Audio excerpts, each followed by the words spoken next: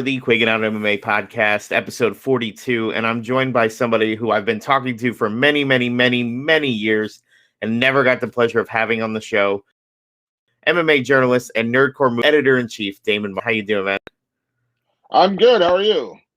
Not too bad. Like we were talking about before, just dealing with a little hurricane outside, but I didn't want to reschedule or take the time. So if a tree comes crashing through my house, you'll know why I have to stop. If you're thinking about a great way to end the show, not that I want a tree to come crashing through, but I mean that'd be a heck of a finale right there. I don't think I'd ever do another show again. I'd be like, how do I top that? How on earth could I possibly top that? Be like, oh, you had this guy on the show? Yeah, he had a tree come through his house. That might be the last show. podcast I ever do. I don't think I could ever top that for being a guest on a podcast. I'm like, I just wish that some dude had a tree come to his house in the interview like that. I couldn't imagine it getting much bigger than that.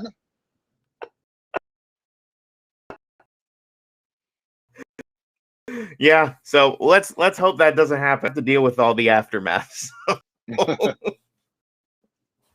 Well, I appreciate it. Like I said, taking the time to be on the show. You're someone, watching you write your stuff and kind of, watching that journey you've been on. So I kind of want to start, from the beginning and tell me like how you get, in journalism world and how have you stayed there for so long, being able to continue to do things that you love that are not MMA related.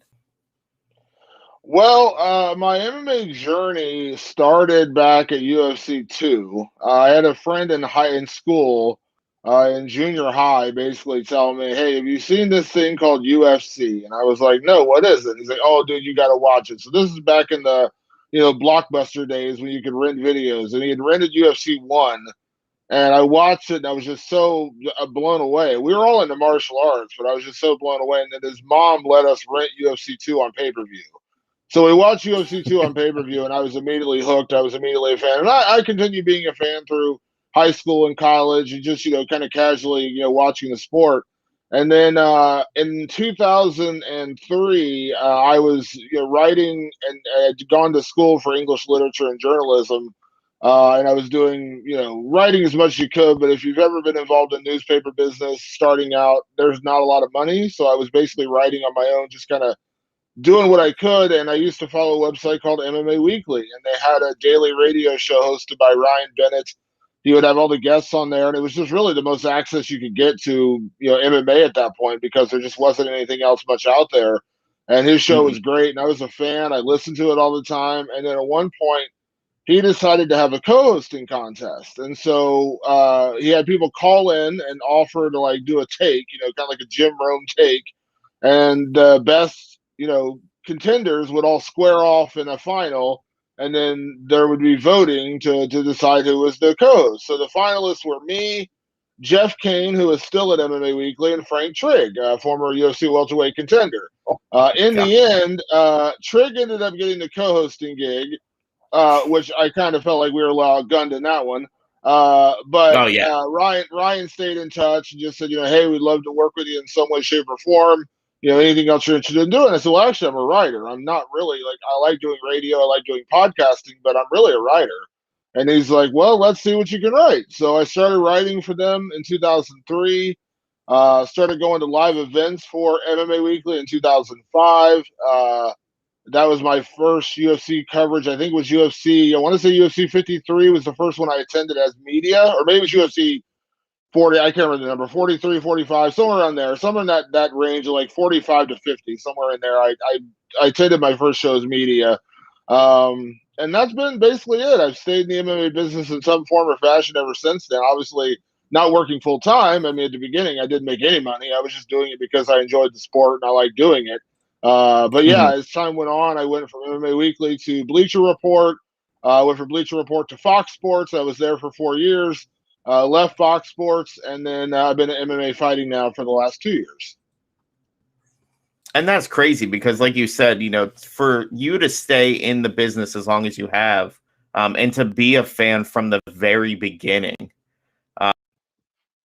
just speaks volumes to the passion that a lot of people have for this sport to grow, and more and more people are starting to cover it because like you said, your first introduction was UFC 2. I think my first introduction was a WEC wreckage where it Yeah, was I mean, Aldo and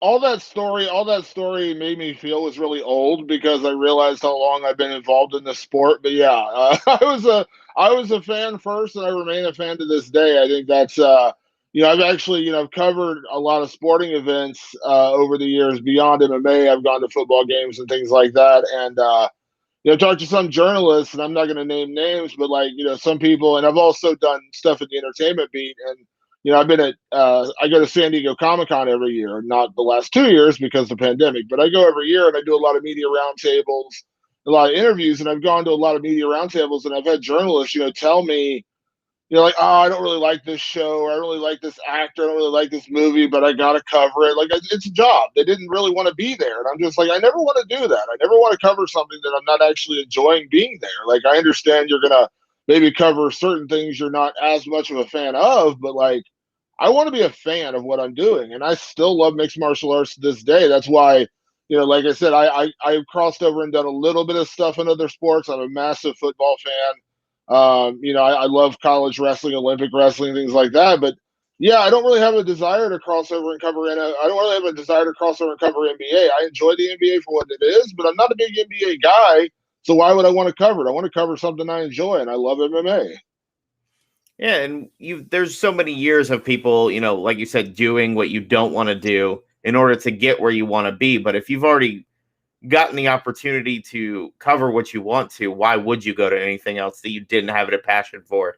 Because it's no different than seeing a photographer and you can see that the subject that he's taking pictures of is either uncomfortable or in a weird position. I'm like, nobody stands like that. Like, you can tell they don't want to be there, and it's just like it'll show in your writing, it'll show in all the work. You really just don't want to be there, and you don't have the passion for it like you do for MMA.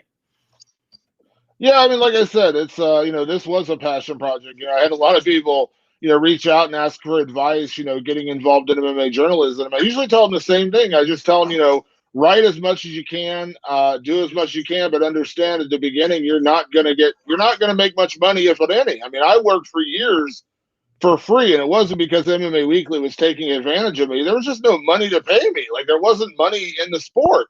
I just did it because I loved it. And as soon as they could pay me, they did. And now I'm lucky and very fortunate that it's my full-time job. All I do is, cover the sport for my job. But yeah, if you're in the sport, I'd hope you love it. And I hope that you're involved in it, but also understand that, anything like anything else, it's a labor of love. You really do have to love it, because again, chances are, you're going to work really hard and find a certain niche for yourself to actually get a full-time job in this business. Yeah, and I mean, right now there's really a handful that are really, staples in the community. Obviously, Ariel, yourself, James Lynch, who you could tell, James especially, and it's not taken away from anybody else, but that dude works harder than anyone else I've ever seen in my life. Yeah, I mean, it's funny because I worked at when I worked at a lot of outlets, I've kind of gotten their reputation of being a hard worker and always being willing to do more and do other stuff, and it's just I love my job, so I don't mind doing it. Like, it's a pleasure to do it. Like, I don't want to, I'm fortunate that I have a job that I absolutely adore. Why would I not want to do it, and why would I not want to put everything into it? Exactly. And that's so cool to hear, because again, you see people get burnout. You see people get to a point where they're like, all right, I'm 10 years in and I haven't made it big. I'm giving up, but they're still able to produce quality work, and they're still able to do something that they're passionate about. So, to those people who have been in there longer, getting to that 5-10 year mark and, starting to think about giving it up, what do you say to them in that moment to kind of mirror your success and where you are now?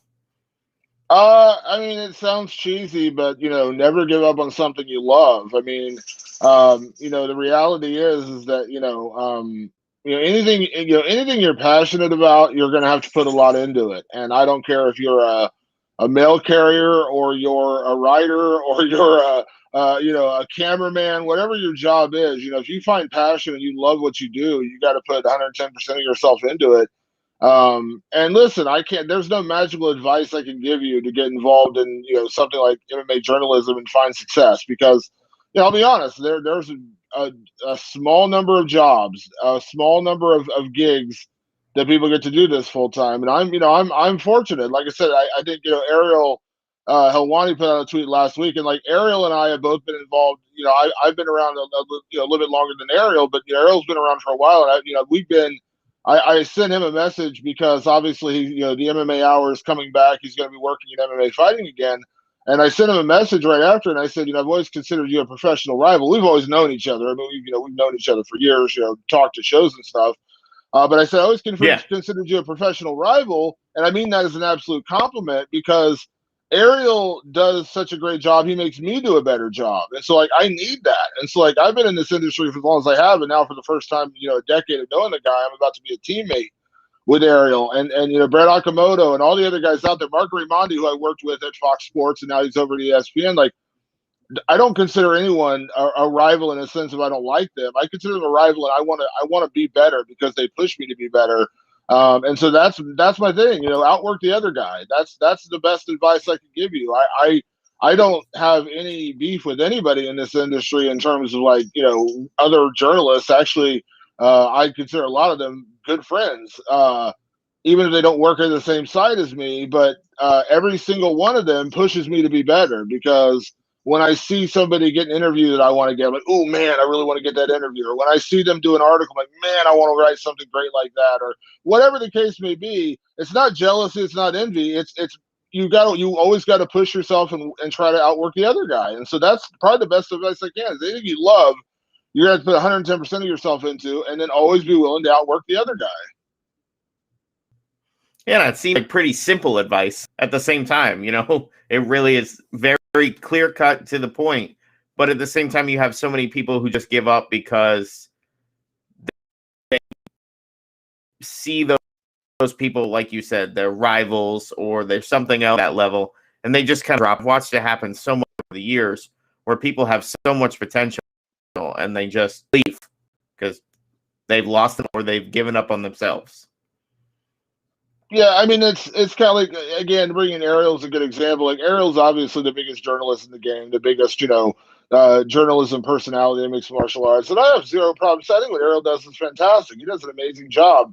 I'm not Ariel. I couldn't be Ariel. I'm not, he's got a gift and he does a great job at it. But what Ariel does, and again, the message I responded to him last week on Twitter when he said that, no one should ever try to downgrade people doing media or other companies getting involved in media. We should invite more people into the industry. We should invite more companies to cover mixed martial arts. And I agree with him 110%. I don't consider anybody a rival. I consider everybody as somebody that's going to, because I remember when I put out the tweet, I said, I remember one of my first UFC shows I covered in Atlantic City. Press row was me, two other guys from MMA Weekly, three guys from Sherdog, and I think there was one local newspaper guy. And there may have been one person from Full Contact Fighter. I can't remember. But that was Media Row. That was it. There were 8 people, and 6 of us were from 2 websites. There was nobody there covering the show. Nobody cared about the sport at that point. And so the fact that, Ariel is out there doing his thing, and John Morgan's out there doing his thing, and Mark Raimondi and Brad Okamoto are doing their thing, and I'm doing my thing, and all these other sites are out there. James Lynch is out there doing his thing. It's awesome, and I hope more people get to do it. I want MMA to get to the point where it's like the NFL media, where there's 200 people working full time just covering our sport. Because right now it is a fairly small number of people being able to do it on a full time basis. But yeah, I hope everyone gets, man. If you love it and you're good at your job, I hope more people get to do it. I want that. I want to see that for the sport. It's so exciting to hear that. Just like how passionate you are. You're like, I want more of this. Absolutely. And it's just the same thing.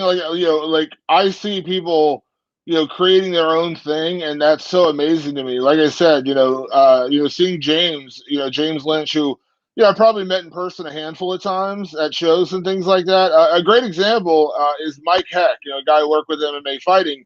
He used to have me on his podcast and his show all the time when he was just starting out. And I would go on a show all the time and we do shows, and I got to know him. He's a great guy. I remember he brought me on to like have me help him do it. Like I was doing interviews with him because he wanted to have me on to do that, which I thought that was so awesome. He did that. And now Mike is working with me. Mike does a fantastic job. And it's just through a labor of love and through his own hard work that now he's getting to do what he loves, and I freaking love that. And Mike does a fantastic job, and I'm honored to now call him a teammate.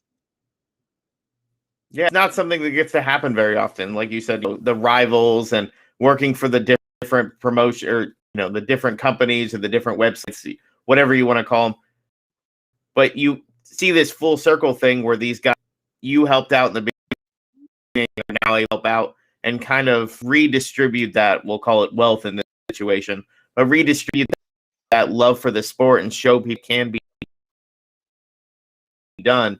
You just Yeah, and like I said, there's no magic formula to it. People, as I said, people reach out to me all the time and ask advice and say, "What can I do to get involved in journalism?" And again, I don't want to repeat myself here, but it's just be willing to do what the other guy isn't, be willing to outwork the competition, but also understand that you're gonna start at ground level. Like I've had people come in day one and they're like, "Okay, so when do I get to interview Conor McGregor?" And I'm like, "Okay, slow down. Like you're not gonna interview Conor McGregor, your first day on the job. Chances are." One of my biggest pieces of advice I always give journalists when they're starting out is I say go to local MMA shows and cover them, because local regional MMA shows are dying for coverage. And B, the next Conor McGregor, the next Dustin Poirier, the next whoever is going to come from those shows. So, like, I did an interview with Stephen Wonderboy Thompson before his fight this weekend at UFC 264. And in the middle of the interview, I kind of mentioned to him, I was like, our first interview, he was 4-0, and he was going to train with George St. Pierre to help him get ready to fight Carlos Condit. And he was serving as like a Carlos Condit clone. And he was just getting ready to like kind of make his full move from karate and kickboxing into MMA, and he had just had double ACL replacement surgery, if I remember correctly. And at that point, he was he was already kind of a hype prospect, but like again 4-0, whatever it was. And I mentioned that to him. He kind of laughed. He's like, "Yeah, man, we go back a long ways." Because I remember, at that point, Joseph Benavidez. We go back to there was a time before he was in the WEC where he was actually getting the possibility of going into, I can't remember if it was Dream or Pride or which one it was at the time. He was going to fight Kid Yamamoto, who's a legend. And I'd heard about this kid. And I was like, "Who's Joseph Benavidez?"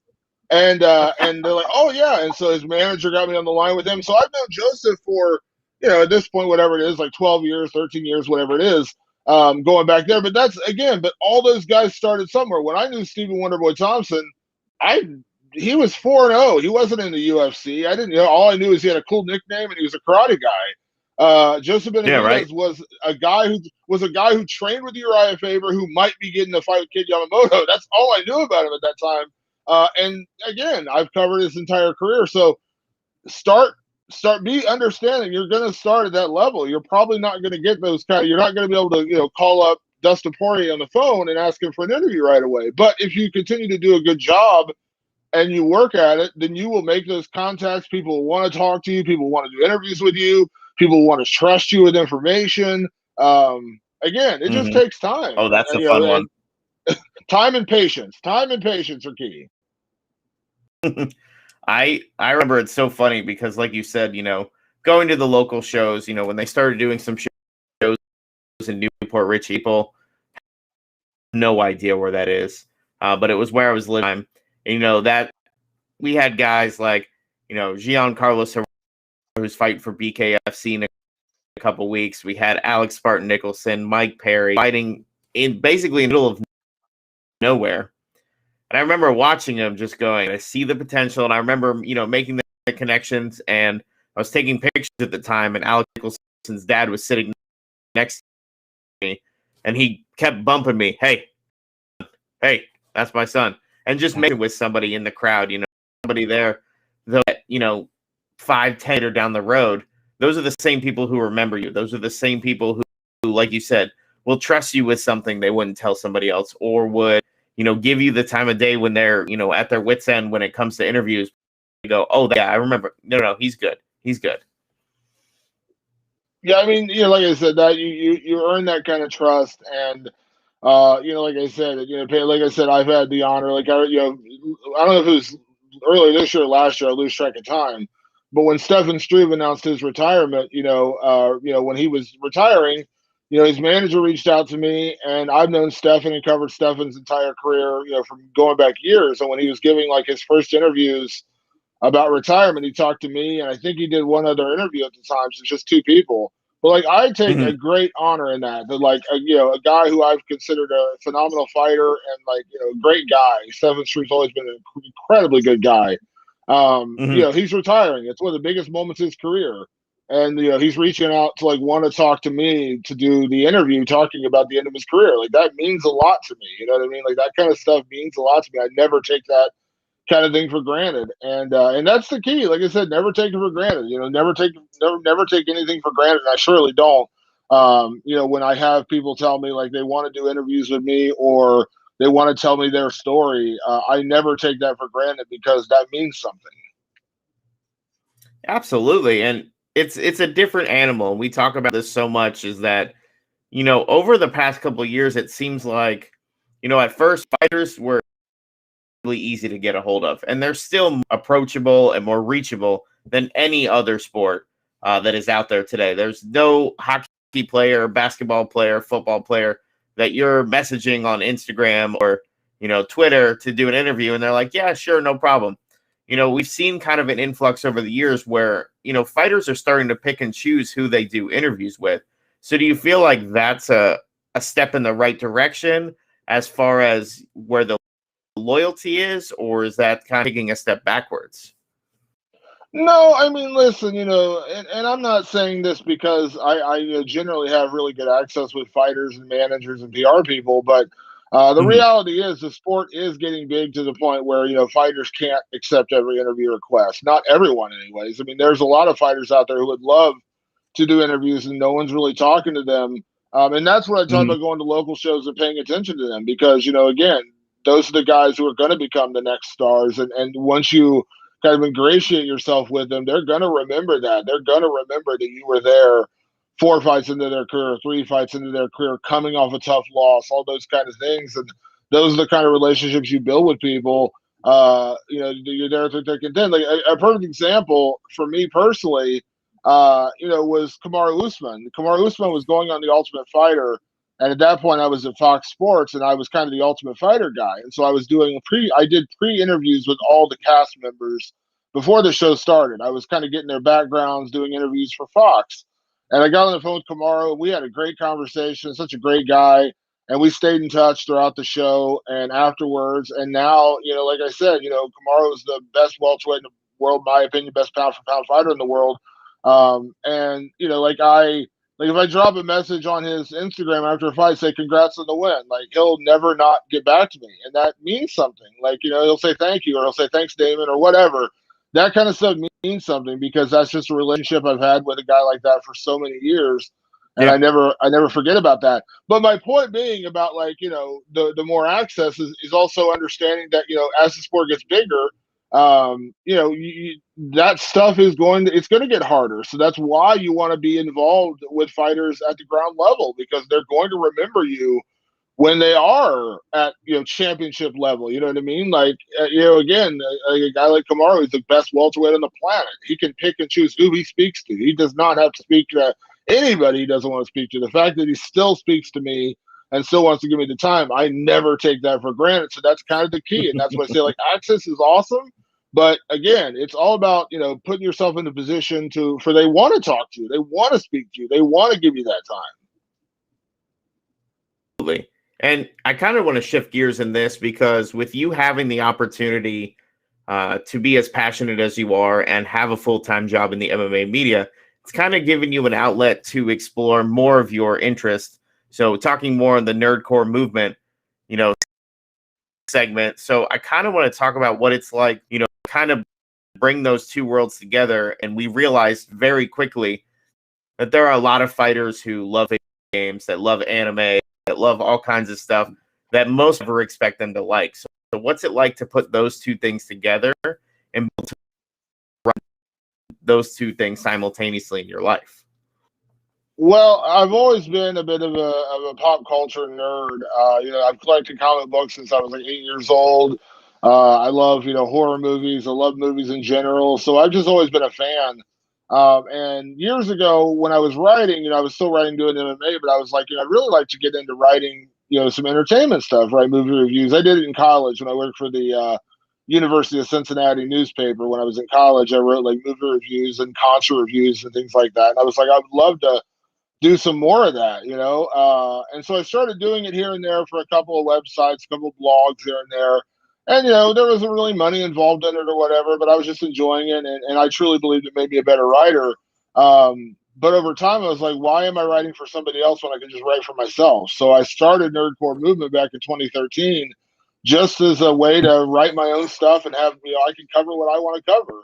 And so I started the website, and it's still very much a labor of love. I mean, if it was paying me full time, it would be a whole other story. But I just love doing it. I love writing movie reviews. I love writing about Marvel and DC, and I now have a horror movie podcast that I host called Rewind of the Living Dead with my partner Patrick Guerra, who's phenomenal. He does stuff in his own right. So yeah, like I said, it's great, and you're right. There's a lot of MMA people. I mean, one of the funniest things I did back in the day, when I was at MMA Weekly, I was doing the podcast over there, and we actually had special Walking Dead episodes because I found out like Eve Edwards is a massive Walking Dead fan, Joe Lozon's a massive Walking Dead fan. Like I had found out all these fighters were big Walking Dead fans, and I'd actually interviewed like Norman Reedus. I had him on the show. I had a couple of the actors on from the show, but they were big fans of MMA, and so it's like that crossover is great. Like that's how I became friends with some actors just because like they're MMA fans. Like I was just blown away by like how they were like MMA fans. Like, geez, like I'm a fan of you for your acting, and they're like, I'm a fan of MMA. So it's a lot of crossover, and it's awesome. I love doing it. It's definitely a passion project, but yeah, I love pop culture. I always love pop culture. Well, and I think that's one of the things I had saw that drove me to you, because like you said, not just doing MMA, the profile picture with Kevin Smith is obviously one of the coolest things ever. Being a big fan of just about everything he's done. I'm going to shift some gears, and I'm going to tell you, I really want to debate Tarantino movies. I know I'm going to lose, but I'm still going to try. So for you, being such a Kevin Smith fan, what was it like to meet him, and where would you put his top three movies on your list? Meeting Kevin Smith was really, really cool. I've been a massive Kevin Smith fan for a lot of years. First discovering Clerks in college, and I've just been a fan. I've seen him I'll say in concert, but like live speaking engagements, like probably almost 20 times now. Like between like going to see him locally, going to see him do live podcasts, going to see him at Comic-Con. I've seen him so many times, and then he finally had come. I'm in Columbus, Ohio. He finally come here to do a show, and I got to meet him and get a picture with him, and it was just like one of the coolest things ever. And he was such an incredibly nice guy, and everything you'd hope to be. So yeah, I'm a massive fan of his filmmaking, but I'm a massive fan of his podcasts. I love his podcast he does with Smodcast and Hollywood Babylon and Fat Man Beyond and all of those shows he does. I love all those, and so yeah, I'm just a big fan of it. So as far as Kevin Smith movies go, ranking top three, I would probably have to go. I mean, listen, it's hard to get away from the original Jersey trilogy, so I'd probably have to go Chasing Amy, Clerks, and Mallrats in that order. But I've enjoyed pretty much all his films, even the ones that no one seems to really like Yoga Hosers and Tusk. I still really enjoy those movies. Jay and Silent Bob Strike Back was great. Jay and Silent Bob Reboot was great. I love all his movies, but if you're asking me to rate them, I'd go Chasing Amy, Clerks, and Mallrats. I mean, that's kind of where I expected it, because those are like the OG. Like, those are the films that really kind of established everything for everyone else. And we went and actually saw when the reboot came through Tampa.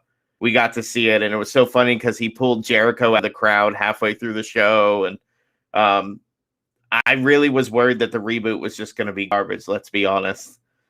And I just remember watching it going, this is really good. I can't believe these have stood the test of time and they've held up for as long as they have. And that's just a testament to his writing itself and who he picked to portray those people.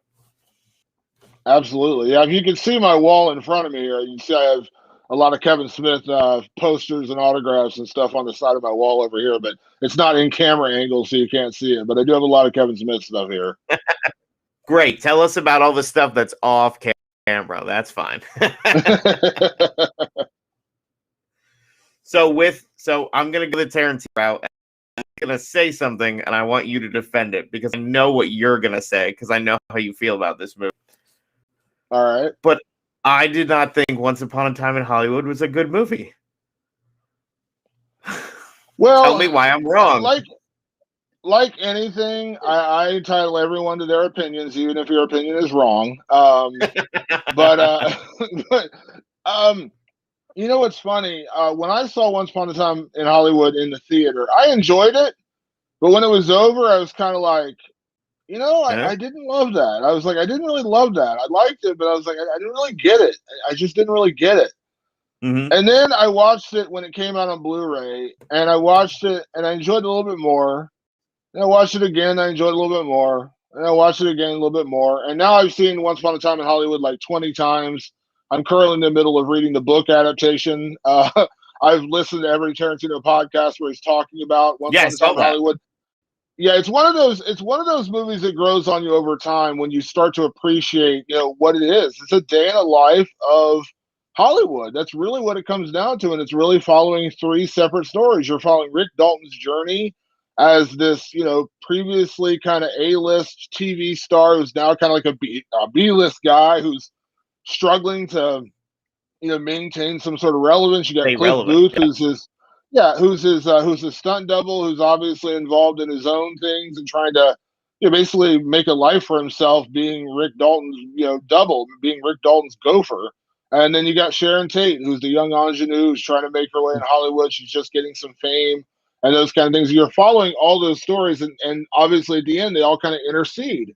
And the humor, the dialogue, it's great. And like I said, I mean, there's not a super deep plot. I mean, I heard Tarantino say recently, he's like, it's not a super plot-driven movie. It's a day in the life. And when I understood that more, I appreciate it more because it's a day in the life story. Well, and you're like, your value to your opinion, and it's wrong. But it is, sometimes his movies are something you have to watch a few times to really get that. And I think we only gave it the once over, like you said, in the theater. Whereas when Hateful Eight did the road show on the 50 millimeter, we went and saw that and they did the intermission. And I just remember thinking, this movie is really weird, but I can't stop watching. I can't wait to see what happens next, as crazy as it all was. Yeah, Tarantino is my favorite director, so I'm a little biased in terms of my feelings towards his movies. But ever since, I'm trying to think of the first, I think Jackie Brown was the first Tarantino movie I saw in the theater when it came out, when that came out in 97 or whatever it was. That was the first one of his I saw in the theater. And I've seen everyone since then in the theater. And I'll admit, some of his movies, when I saw Django Unchained, I loved that immediately. It was such a freaking amazing movie. I loved everything about that movie from the very first time I saw it. When I saw Inglourious Basterds the first time, I enjoyed it, but I was like, okay, this is pretty good. But I'm just not a big war movie fan. I'm not really huge outside Full Metal Jacket and stuff like that. I'm not a big war movie guy. But then I watched Inglourious Basterds a second time, a third time, a fourth time, a fifth time, and I just really fell in love with it because I kind of started to understand what was so great about it. And that's really what happened with Once Upon a Time in Hollywood. Now, I don't really rate Tarantino's movies because I really do love them all. I always say Pulp Fiction is my favorite because I've seen it the most times, and it was it was the first Tarantino movie I saw. I see someone very much like UFC. Someone's like, "Have you seen Pulp Fiction?" I'm like, "No." They're like, "Oh my God, you got to watch it," and it just cracked me up. It was so good. And then I became a Tarantino fan, so I always say Pulp Fiction is my favorite. But I really don't rank them because I've seen Django recently again, and it's so amazing. I can quote that movie left, right, and center. But then Once Upon a Time, if you're drilling me down to ranking my favorite Tarantino films, Yeah, I would put Once Upon a Time in Hollywood probably top 3 because it's that good now. Ooh. Like when I watch it now, it's so good. The performances are so good. The story's so well done. The dialogue is so great. And I'm a fan of Hollywood. Like I'm a fan of acting. I'm a fan of actors.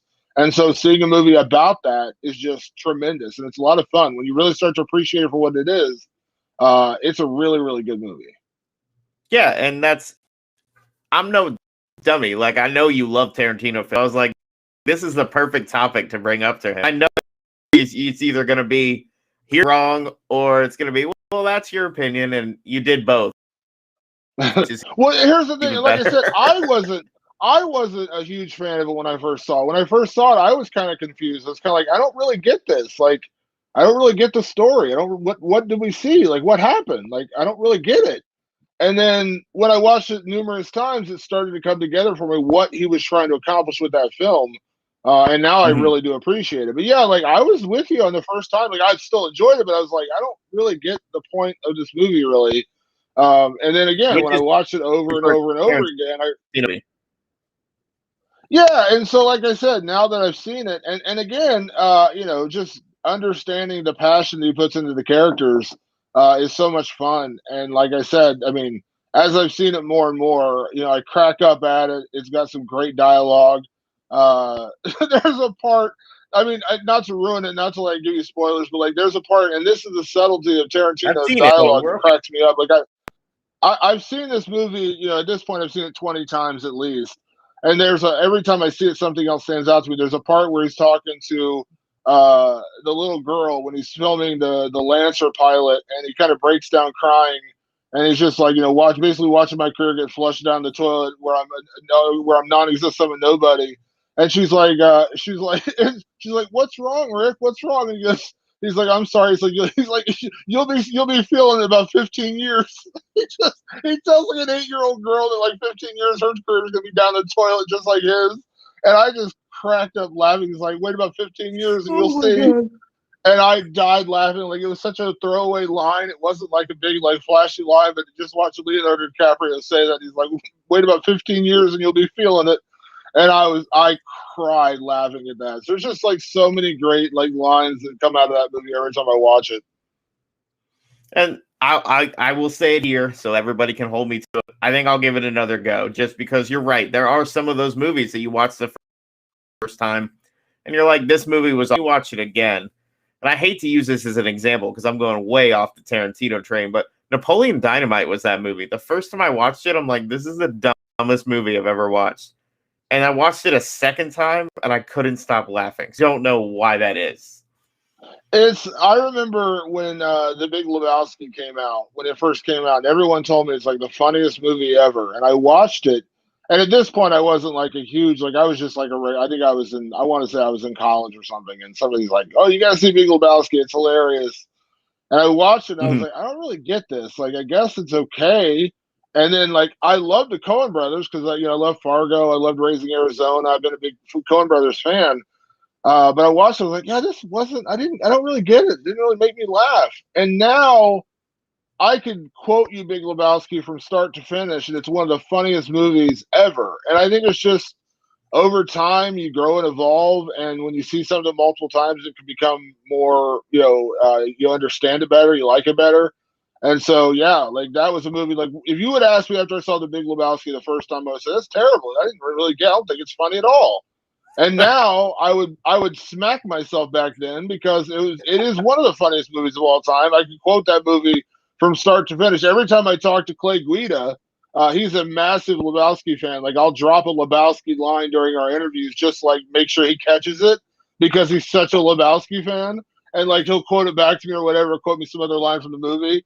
But I love that movie now. I absolutely adore that movie now. But it took me seeing it a couple, 3 times to finally appreciate it. Yeah, and sometimes it does, but a movie like that, I think I had first seen it probably 8 years ago. 7, 8 years ago, because I was like, I'm not into that. Like, it just doesn't appeal to me. And I remember watching it going, this is hysterical. Everything about this, like, this is the guy I see in the supermarket, walking down the aisle, bathrobe, drinking out of the container. Like, we've all seen that. And I just went, let's see the rest of his life and to see the rest of it play out. And just the interactions, John Goodman's fantastic. Steve Buscemi, just everybody in that movie really just made it. And of course, Sam Elliott, just the voice alone makes that role in his, in that movie. Yeah, it's just like I said, some things you need to experience more than once. And I actually say most of Tarantino's last 4 or 5 films have been that way. Like The Hateful Eight. I enjoyed it the first time I saw it. I saw it in the theater. I actually saw it on Christmas Day. I remember going to see it on Christmas Day when it opened. And I enjoyed it. But I was like, oh, this isn't Tarantino's best. And then when I rewatched it, I just enjoyed it more and more. And I think it's because Tarantino is so dialogue driven that you have to see it to understand it more. Like the only film of his that's not as dialogue driven is Kill Bill, the first one, because there's so much action in that movie, and that's easier to fall in love with because you can be like, oh my god, like the scene of her versus the Crazy 88 is insane, or her versus Go-Go is insane, and you can remember those easier. And there's a lot of moments in Kill Bill, like where you can see, like it's not about the dialogue, it's about the moment of the movie, like her waking up in her hospital bed and crushing that dude's head in the door. There's moments you can remember. So much of Tarantino's other movies are about dialogue. Like Hateful Eight is literally 5 guys in a room, or 6 guys and a woman in a room, in a room talking. And so like you have to learn to appreciate it for what it is. Yeah. And I 100% agree with that. And you're right. And I love that you brought up the Kill Bill, because I know there's talks about them making a third one. Obviously doesn't seem like it would be with Uma. We know there's that history between the two of them.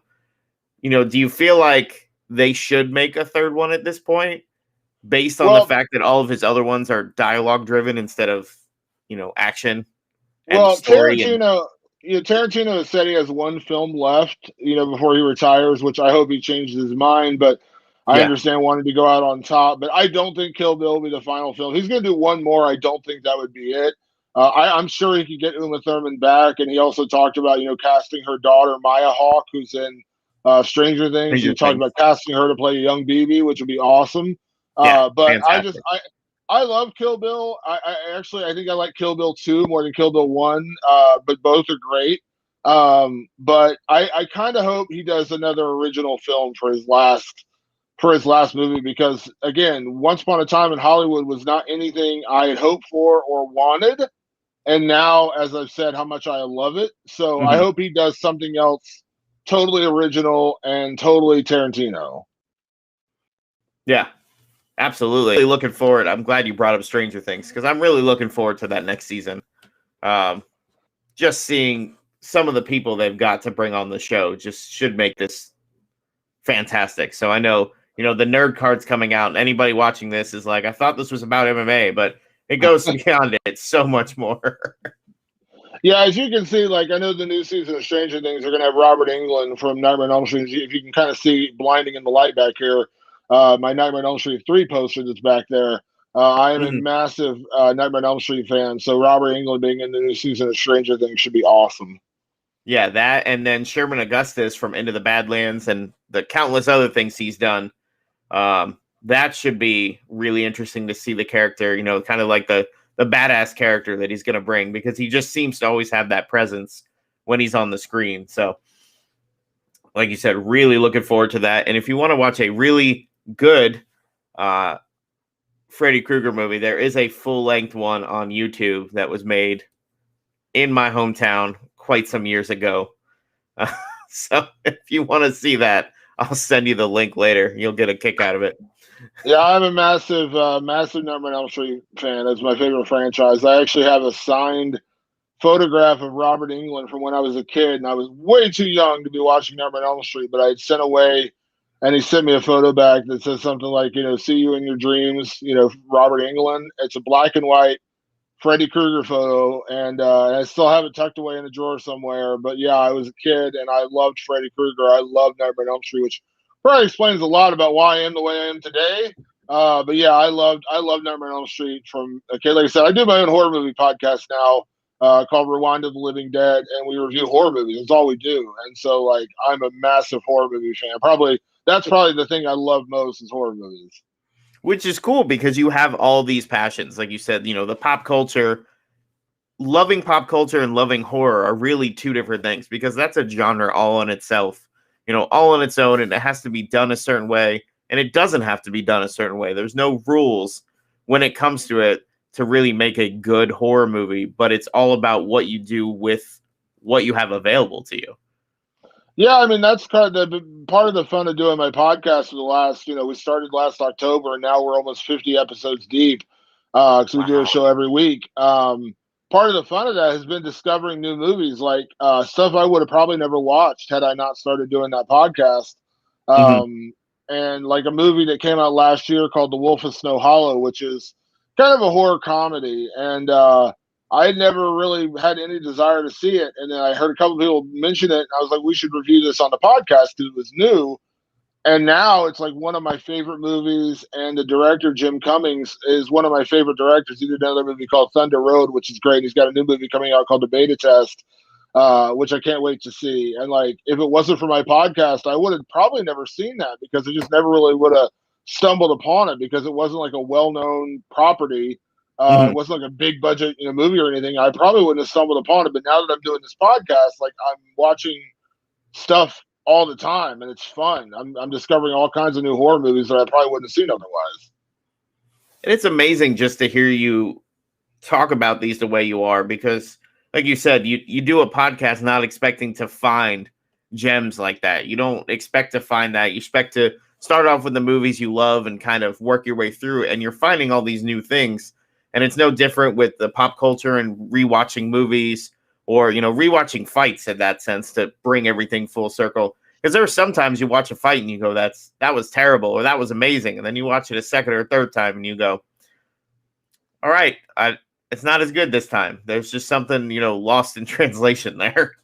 Yeah, I mean, like I said, when I was coming up, and people would be like getting involved in the sport, and they're like, I want to watch MMA. What do I watch? And I would always tell them the same thing. I would say, go watch Frank Shamrock versus Tito Ortiz from UFC, whatever, 27 or 28. To this day, one of my all-time favorite fights. It was just a true display of mixed martial arts. It was unbelievable performance from both guys. Frank Shamrock ended up winning the fight by TKO, I think, in like the fourth round. But the whole fight was amazing. And I was just like, if you want to be a fan of mixed martial arts, go watch that fight. And I've watched that fight dozens of times. Now, both because I was there in attendance and also because I've rewatched it numerous times. But like now when people say, what's your favorite fight of all time? I still list that one, but I always say it's, Conor McGregor and Nate Diaz too.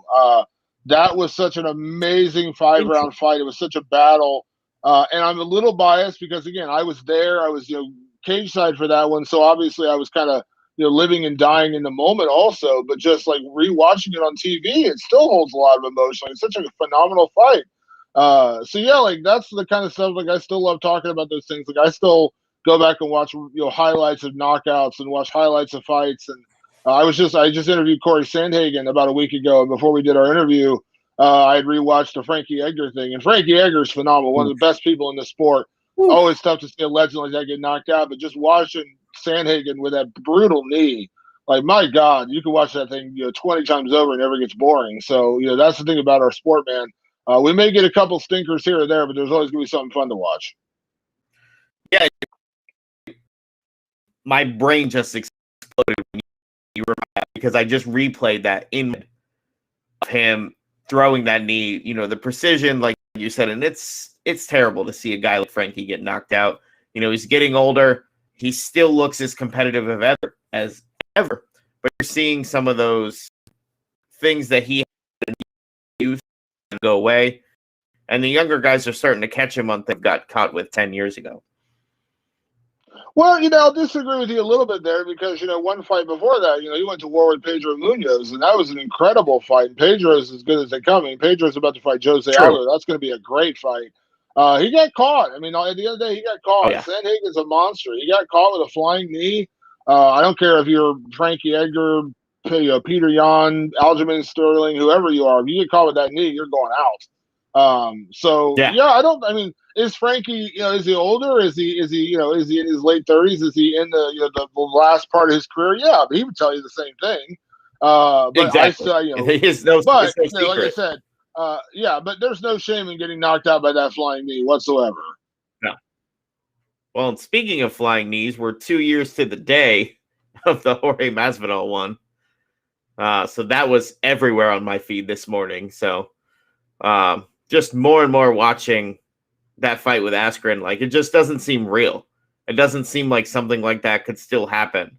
And as I watch it happen, I'm still as shocked now as I was then.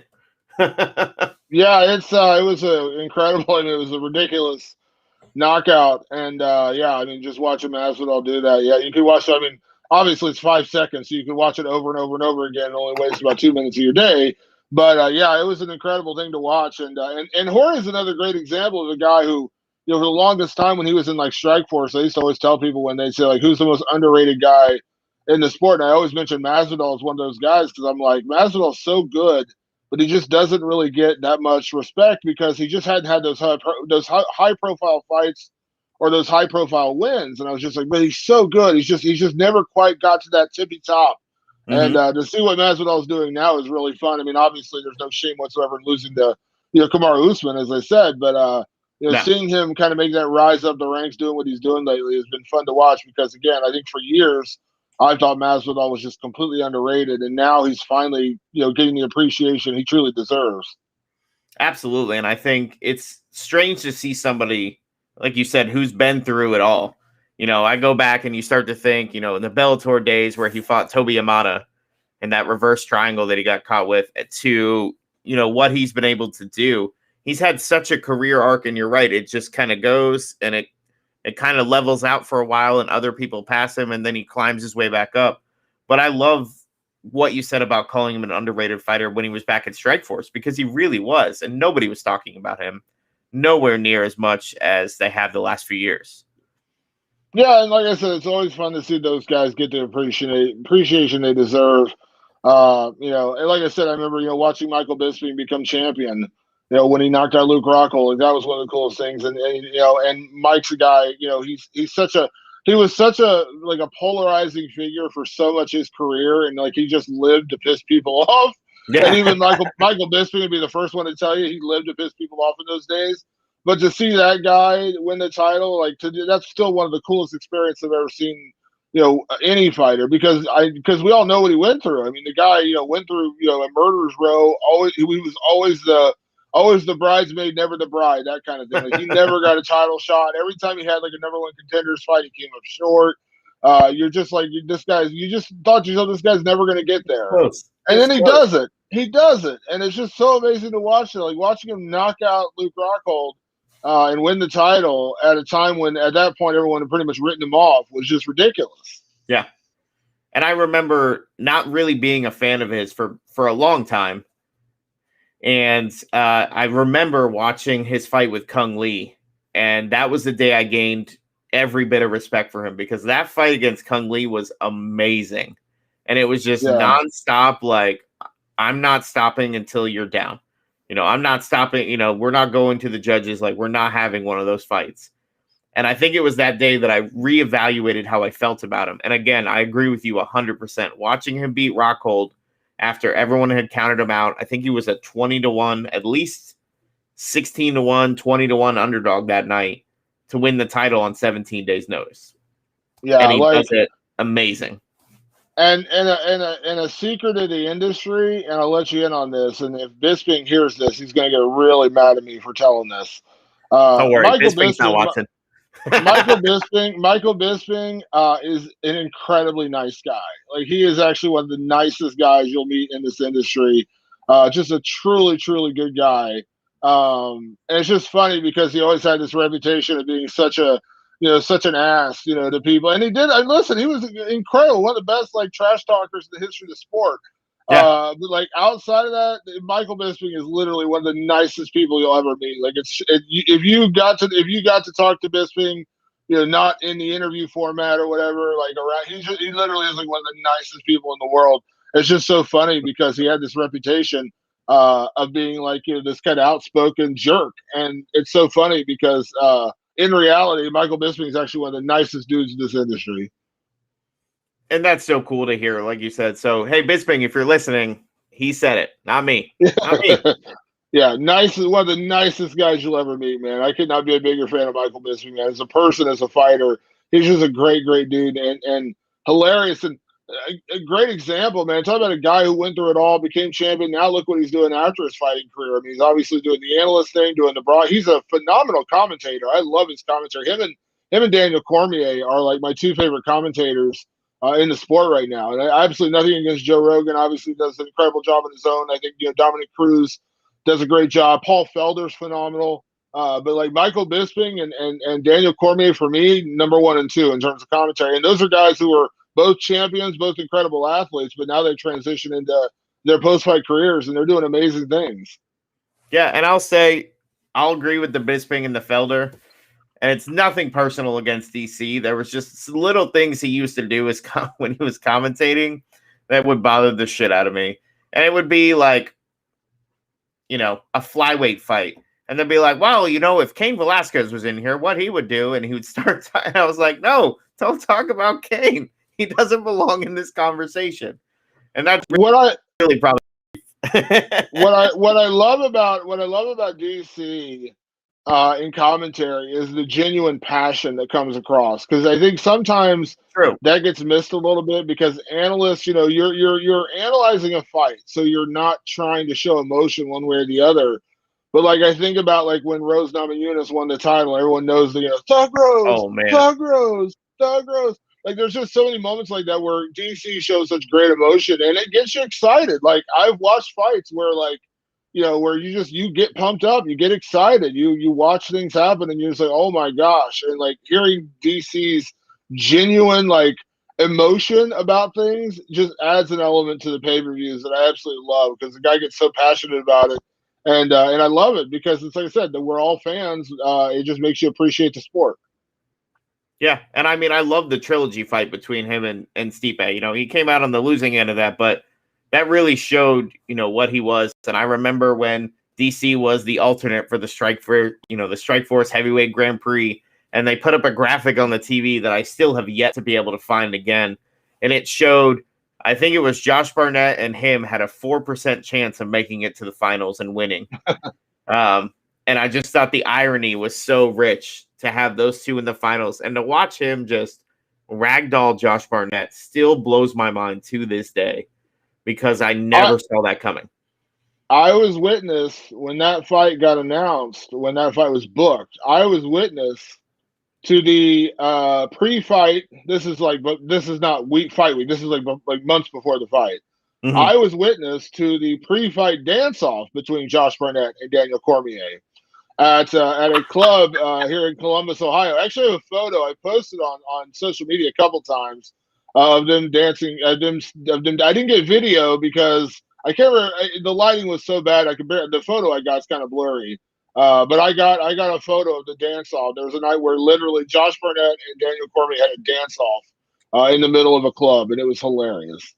That's amazing. Well, you take that to I'm literally gonna go look for that after that. It's on my social media somewhere. And I know I posted on Instagram, and I'm pretty sure it's on my Facebook page too. But yeah, I posted a photo of it, and there was more witnesses. It wasn't just me. It was a lot of journalists there that weekend, but it was so hilarious because they were great guys. They were buddies. Like there was no rivalry there, but they ended up having a dance off, and it was hilarious. And those are some of the moments, we as journalists, sometimes we can't talk about in that moment. There's some things we see where we're like, oh, we got to tell everybody this. But you and I both know we've been in those situations where, all right, yeah, we can't tell this story to anybody else until like 5-10 years down the road. We can't tell anybody what we were privy to in this moment.